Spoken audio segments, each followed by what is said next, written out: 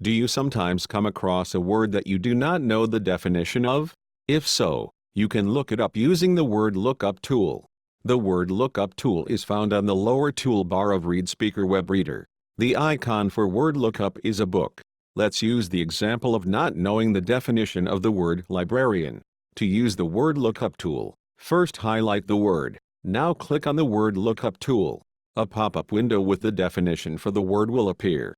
If the word can be used in more than one part of speech, the definition will appear for each part of speech. Notice you can play, pause, or stop the reading of the definition. You can also increase or decrease the font size. Let's look up the word resources. Notice that the word lookup tool cannot find the definition.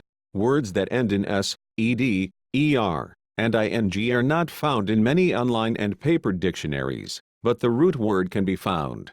To find the root word definition, highlight the word, leaving off the suffix, and then click on word lookup.